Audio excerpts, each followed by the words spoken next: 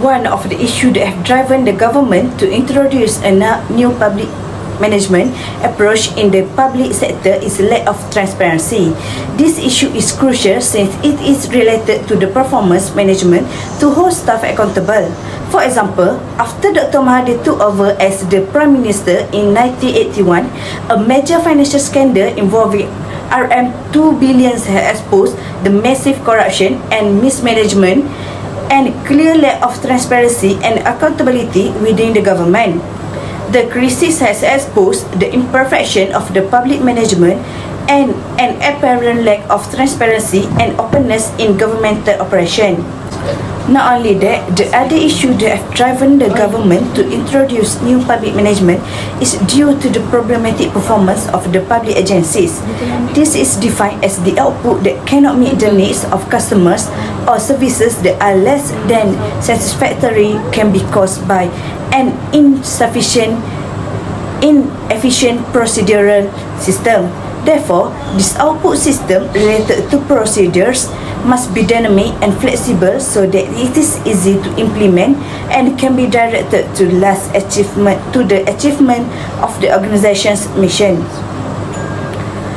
Last but not least, the other issue that have driven the government to introduce a new public management approach in the public sector is due to the hierarchy. The old public administration model was configured as a hierarchical model centered on the role of public organizations conceived as the main actor within the society. The control of public organization in traditional public administration is controlled from the headquarters through the hierarchy of unbroken supervision and check and balance. 5 principles of Islamic administrations or management. The first one is shura, where it's come from the Arabic words that give the meaning for meetings or negotiations. In modern management, it is the sharing of a meeting. Why shura is important? Shura is aimed at building at the consensus that will benefit the community. Make better decisions based on the participative decisions by members. It is to avoid misunderstanding and confusions by giving an opportunity to group members to give and share the opinions and the decisions. Shura will increase the employee commitment because the decision is made by the jointly. With this, they will feel that the decision made is a joint decision and not just individual decisions. Shura is a way to benefit those who are knowledgeable, experienced, and skilled. With that, each of those who have the potential will be respected and appreciated, especially when discussing and making the decision together. Since Shura is an important matter in management, those who want to become the members of the Shura must have a good character. And the second principle is justice. Justice is the goal of the Islamic law, as it is the goals for Islamic society in general. In both the Quran and Hadith, justice requires the offender to take the personal responsibility for his or her actions, in the most of the cases compensate the harms and losses of the victim. Justice is an important principle of the Islamic management system. Justice plays most important role in effective management and the administrations. Injustice creates disharmony in the organizations. Justice means to treat everyone fairly according to his positions. Justice is the characteristic that everyone should develop irrespective of his level of the employment, his status in the organizations, and gender. Justice also can be defined as putting the one thing in its right place. By following this principle, the leader should treat all people justly and equitably, regardless of the race, color, national origin, or religion. A good Muslim leader is expected to uphold the justice maxim in accordance with the principle of Islam. A leader may treat all employees equally when they are required to complete the task within the time given. The third principle is freedom, the freedom within the limits of Islamic law. Freedom is a gift of Allah for mankind, and mankind needs to make the full use of this divine without harming and being harmed by the others. Every man has the basic rights to freedom throughout his life, such as freedom of expression, freedom of movement, freedom of own and find property, freedom of speech, freedom of thought, and the freedom of the religion or practicing the religions and the belief that I adhere to. Muslim readers are encouraged to provide and invite constructive criticism. Two-way communication is practiced and members are able to express their opinions or concern and their inquiries answered. Islam teaches that freedom in Islamic terms comes with the discipline and duty towards oneself, family, ummah, and community. For example, a leader attempts to create an atmosphere of free thinking, interchange of ideas, criticism, and recommendation. And the fourth principle is equality. Equality in the terms of the law enforcement and the distributions of wealth. Equality means to treat people equally at the same level.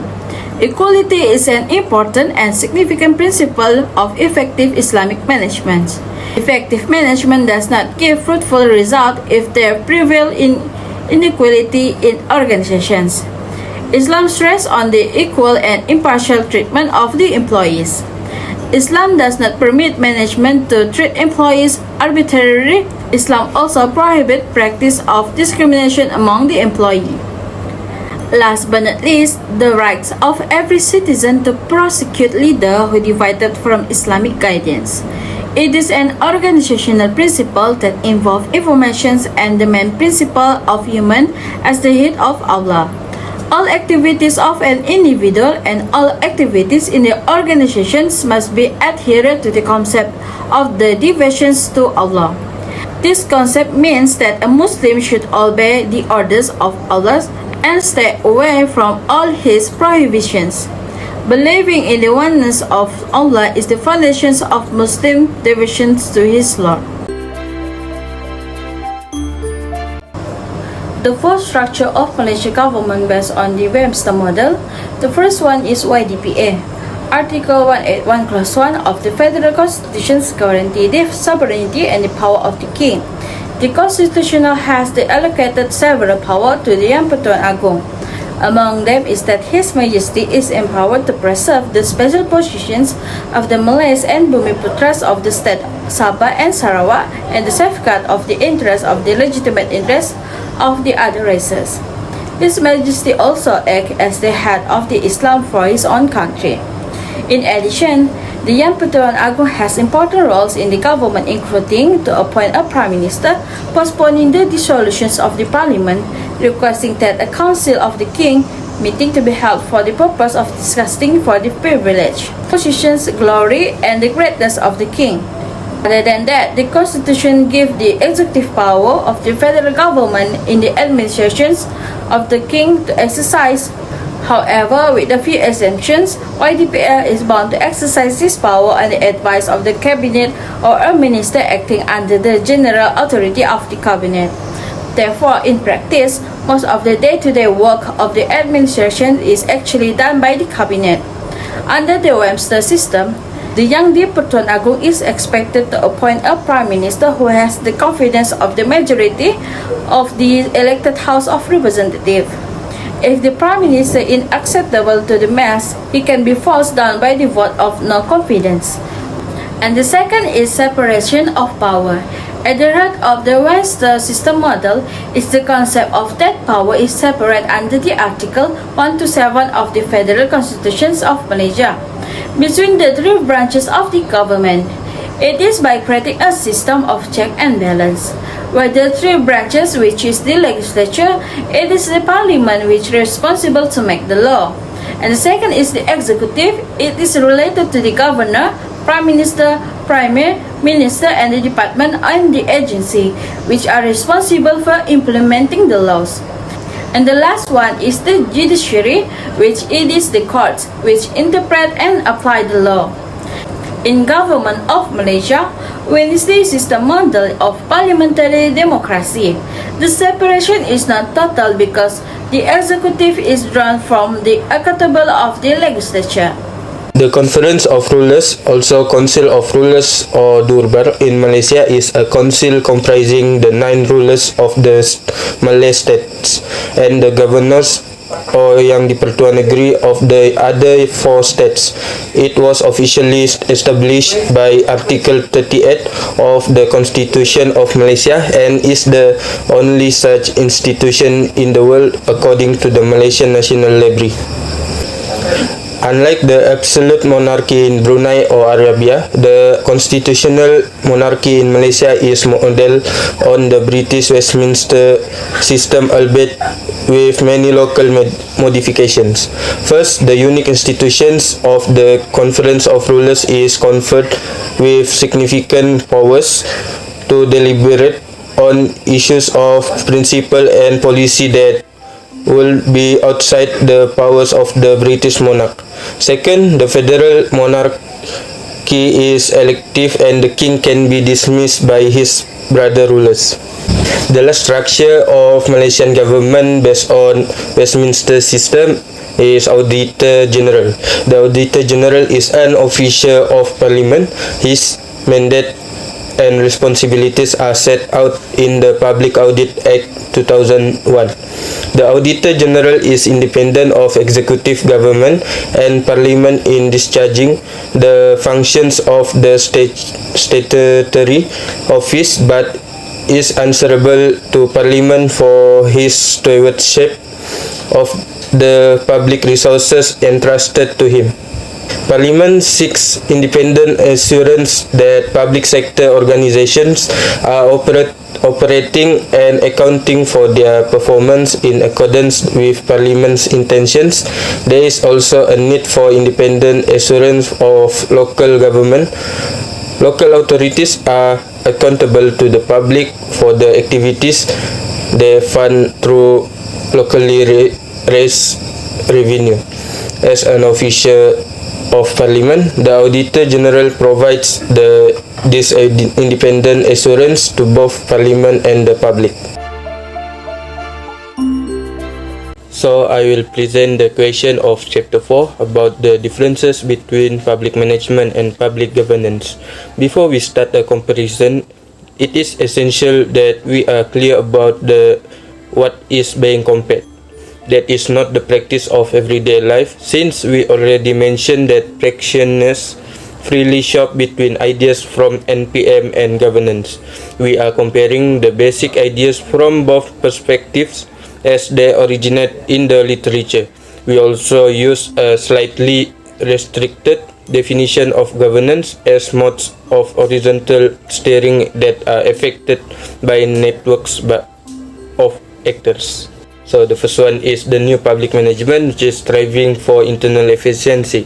New public management, NPM, as a practice and as a set of ideas in public administration emerged in the late 70s and 80s. It was strongest in the Anglo-American countries like the UK, New Zealand and Australia, also the US.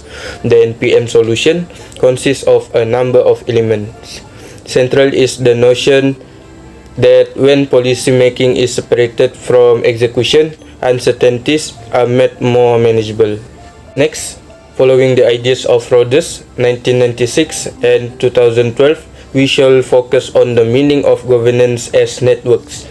At best, we can make a faint distinction by saying the governance related to the interaction process and its guidance, whether it is called network management or meta-governance. Meanwhile, networks relate to the empirical phenomenon of policy issues or public services that are solved within networks of actors. Thus, governance networks will be used here as an indication of more or less stable patterns of social relationship, which is interactions, cognitions and rules between mutually dependent such as public, semi-public or private actors that arise and will up around complex policy issues or policy programs.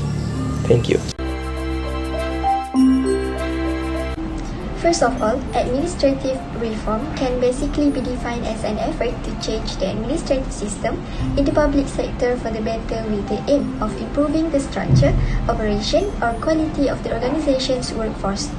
With this, the government can further increase the level of satisfaction of the public in using the services provided by the public sector, and the country can also create a smoother administration and finally be able to stand in line with the other developed countries. In Malaysia, it is always done from time to time in accordance with the needs and changes of the times. However, major changes to the Malaysian public service were only made during Tun Dr. Mahathir, which is the fourth Prime Minister of Malaysia. Among the changes made by Tun Dr. Mahathir is creating the Malaysian Incorporation Policy in 1983. The purpose of establishing this policy was to foster close cooperation between the public and private sector. These two sectors should help each other to further enhance the country's economy and industry to the level of the international arena, which can create a more encouraging atmosphere for entrepreneurs to venture into industrial projects and be able to compete at the international level. In addition, Tun Dr. Mahathir also launched the privatization policy in March 1983. This policy was established with the aim of transferring certain government interests or investment to the private sector because the private sector is found to be more efficient and motivated in providing services and improving the economy of a country. In addition to this policy aims to reduce the size of civil servants who are found to be too many, which results in an increase in the government's operating expenses. So, this policy can reduce the government's burden by transferring part of the services provided by the government to the private sector. Streamlining the public service is also one of the administrative change efforts carried out by the Tun Dr. Mahathir, which has been emphasized since 1989, where the government decided that the increase in the size of the public service should be controlled to 0.53% per year for the period of 1989 to 1995. The two principles used to implement this policy are through selective reduction, which involve only certain fields, and also the abolition or reduction of positions that do not affect promotion opportunities. A service downsizing steering committee chaired by the Chief Secretary of State was established to carry out this policy, and the result was that the growth rate of the public service could be controlled at a rate of 0.2% per year between the period of 1989 to 1995. Tun Dr. Mahathir also introduced the Customer Charter as one of the administrative reform, which he introduced during the launching ceremony of the book Management with Public Services on 2 June 1993 to all public service organizations. The Customer Charter is a written agreement document that is a reference source for the departments and customer. Every government organization needs to spread the Customer Charter widely so that customers know the promise that have been set. Apart from that, customer can also respond to the service provided. Among the ethical behavior that should be possessed by a public official is discipline. Basically, discipline can be defined as one of the actions that comply with the law and regulation that have been set by the organization. Disciplined employees are able to avoid making big or small mistakes because they know that every wrong action will have a big impact on the organization as well as themselves. Among the examples of discipline that can be seen is when an employee is able to attend the office on time. The next ethical behavior is professional. Professionals are always improving their knowledge and skills to produce efficient, fast and accurate services and have creative, innovative, motivated, competitive and accountability characteristics. In other words, professional ethics are pure values or behavior that should be lived by individuals according to their respective professions. It explains the right action to follow and the wrong action to avoid. Among the professional examples that can be seen among public employees is that a judge is not allowed to judge people they know so that there is no bias and unfair decision. Therefore, professionalism can be maintained well. Accountability is one of the behavior of which a public official should possess. Accountability can be defined as when a person is given the responsibility to hold, use or dispose of resources not belonging to him, he must be held fully answerable to the owner of the resources for what he does with them. Accountability is an important element of good government. It is about the relationship between the state and its citizen and the extent to which the state is answerable for its action. The concept of accountability refers to the legal and reporting framework, organization structure, strategy procedures, and action to help ensure that any organization that use public money and make decisions that affect people's life can be held responsible for their actions. Moreover, the other ethical behavior of which a public official should possess is integrity. This is because public authorities must behave appropriately in their dealing with private citizens, businesses, and other public authorities. Office holder, elected representative, and public servants must behave professionally and ethically. They must not commit fraud, accept bribe, or leak confidential information. This is the reason for rules of conduct, and it is why this person have to swear an oath to make an affirmation. Significant improvements to public administrations are referred to as innovation in the public sector. It is defined as the implementations by public sector organizations of new or significantly improved processes, methods, or services aimed at improving the operations or outcomes of a public sector unit. With innovation, it brings advantages towards the public sector. One of the advantages is improving customer satisfaction in the public sector. The term customer refers to our people. Public sector innovations today mostly happens through uncoordinated initiative rather than as a result of deliberate strategic effort. Moreover, efforts to better understand and promote innovation in the public sector are hindered by an overall scarcity of quantitative evidence on innovations, which point to the need for more and better data. By that, any new ideas should not be regarded with suspicions or dismissed because they are unconventional.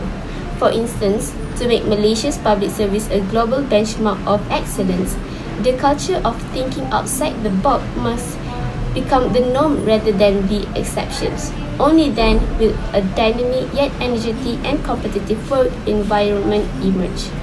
The next advantage of innovations in public sector is that innovations can reduce costs and improve work results. This is due to the fact that dealing with today's problem with yesterday's solutions will waste of time, effort and money. Let's take an example with Mercy Malaysia. Mercy Malaysia collaborates with local NGOs on affected sites to reduce operating costs while focusing on medical relief, sustainable health-related development, and risk reduction activities for vulnerable communities in both crisis and non-crisis situations.